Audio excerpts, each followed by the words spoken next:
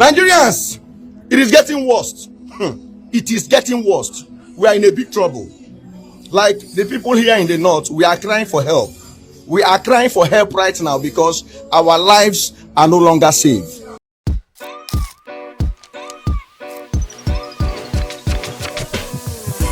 After days of President Donald Trump writing a lot of messages on his social media handles saying that the president of Nigeria needs to control the killings and the massacre of Christians in Nigeria, where President Bola Ahmed Tinubu also came back to debunk every allegation leveled against Nigerians, saying that there's nothing like persecution going on in Nigeria against Christians. The one funny thing happening right now is that Christians are calling for help from President Donald Trump and Americans.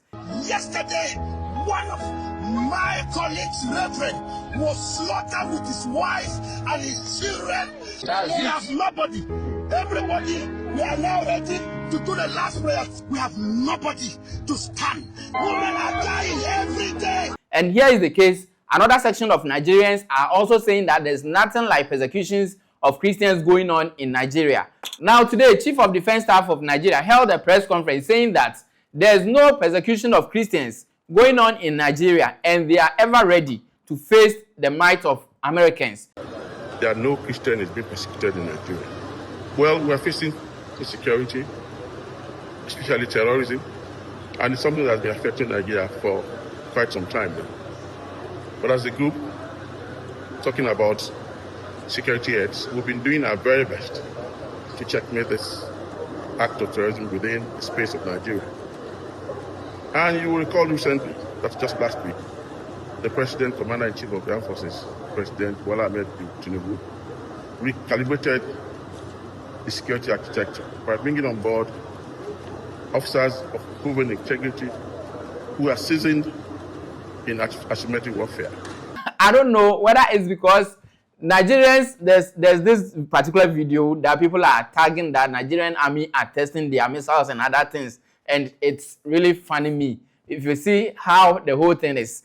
To add impetus to our operations, I want to assure Nigerians going forward that we're going to add more to what we're doing, add more impetus to our operations, and ensure that we checkmate this act of terrorism within Nigeria. And you know very well that terrorism is a global issue, it's a global problem.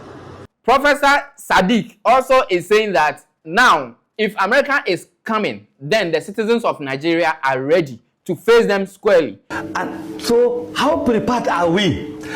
If the government is not prepared, Mr. Eliaso, I can assure you that Nigerian citizens are prepared. And it's not him, not the government of Nigeria, but rather How? Just tell me. Apart from rhetorics, apart from just rhetorics. This is national secrets. It's confidential. America will not tell you are coming with this. It's their secret also. I can assure you, if America is coming, tell them. As far as Nigerians are concerned, not Nigerian government, not Nigerian state, not Nigerian president, not senate, not ministers, not governors, Nigerian citizens, not me and you that are sitting in this studio talking. Nigerian citizens on the street, in the crannies and in the villages and towns, they are waiting for America. For every American marine, there is a graveyard to be buried alive. Nigerians are ready and willing. Those moving on the streets, and I ask myself, you are running away, but people's children should go and face these people. Why are you saying this? Nigerian citizens on the street, in the crannies and in the villages and towns, they are waiting for America. And he's not the only one saying all this. One Akpabio, also a member of Nigerian Parliament, saying that he's ready and he doesn't fear President Donald Trump. Historically, this is not the first time they are giving us direct threats. The only thing is that the first two direct threats, they met leaders on ground. They met General Murtala Muhammad. Remember Gerald Ford's letter to General Murtala Muhammad that he published? Yes. Gerald Ford, go to hell, America shut up. It's a direct threat to Murtala Muhammad and Nigeria. Murtala called their bluffs. Abacha called their bluffs. And so, how prepared are we? As President Bola Ahmed Tinubu said that whatever Trump is doing or saying, he is not afraid of. Now, Christians are crying, and some sections are also saying that there's nothing like persecution going on in Nigeria. And this young man is also saying that those living at the northern part of Nigeria lives are also at stake. Nigerians, it is getting worse. It is getting worse. we are in a big trouble. Like the people here in the north, we are crying for help. We are crying for help right now because our lives are no longer safe. And they need to do something about it because there are a lot of slaughter, massacre going left, right, center. And you can see the footages coming around that hundreds of people are being buried.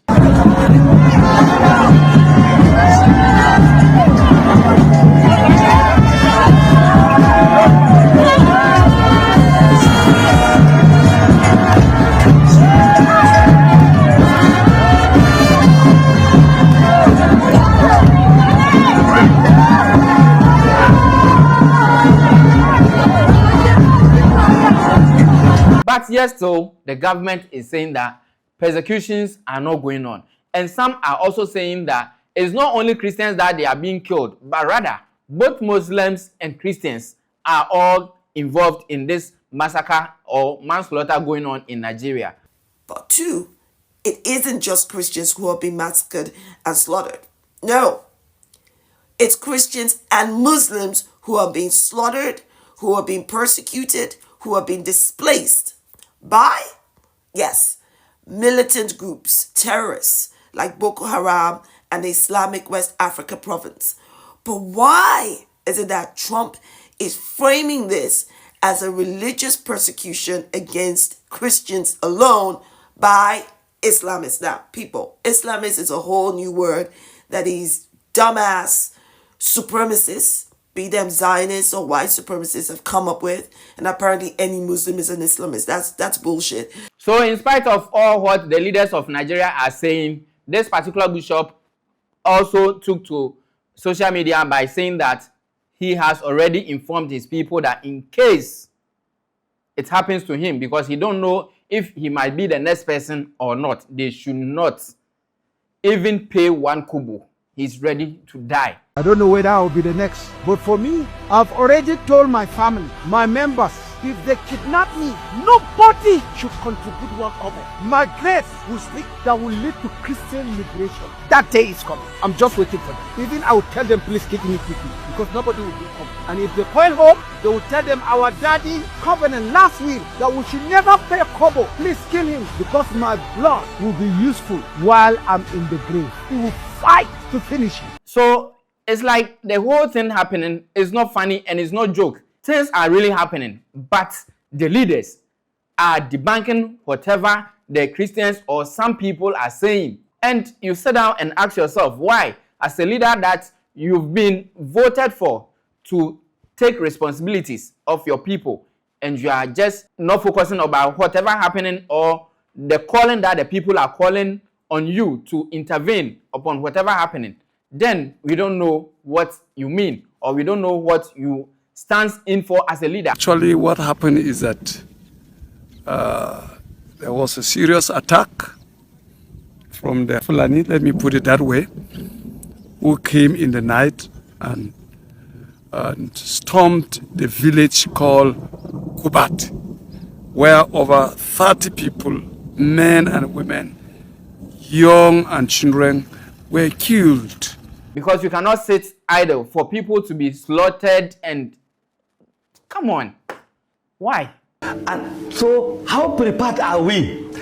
If the government is not prepared, Mr. Eliaso, I can assure you that Nigerian citizens are prepared. So upon all these things that they are saying that they are ready, for me, I think they should be united than rather wasting their time to listen to whatever Trump is saying and focus on Nigeria as a country. They shouldn't give attention to these Americans, because we cannot sit as black people.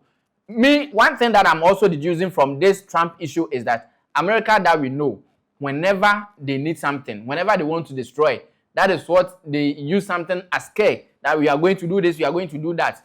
Just look at Libya, Iraq, Afghanistan, all those places. After America invaded those places, what happened to those countries? Now Libya is nothing to write home about compared to the time that Gaddafi was there. So I'll only plead with the Nigerian government to set up and protect the Christians in Nigeria. And as of yesterday, around Murisht, Jwak, and other villages around. Yesterday, there was a serious attack, even on our way going there to see all that was happening. In fact, we were trying to reach to Kubat, where they killed 30 people. In fact, the Fulanis raised ambush on us. We had to be scrolling on the ground under the flying bullets, and God in his own way, we were all safe. And the villages around, most villages, virtually every houses were set ablaze, and all their grains were all burned. Houses were burned, properties were destroyed. There was looting. We saw them. We even saw the machineries, the attackers. President Bola Ahmed Tinubu, we are begging you and your leaders, please take care of our Christian brothers and sisters and our Islamic brothers and sisters. Prevent them from being slaughtered day in and day out. I think if we stand as one people with a common destiny, we can achieve our goal, than rather letting these white people intervene and destroy our beautiful countries in Africa. Africa, we are far more than what these people are doing. Let's join forces together. Anyway, that's why I end today's video. My name is Fred, and this is Fred Studios. Please, if today is the first time you are watching me, kindly subscribe to this amazing channel, and also follow me on Facebook, TikTok, Instagram, and X. The name is Fred Studios.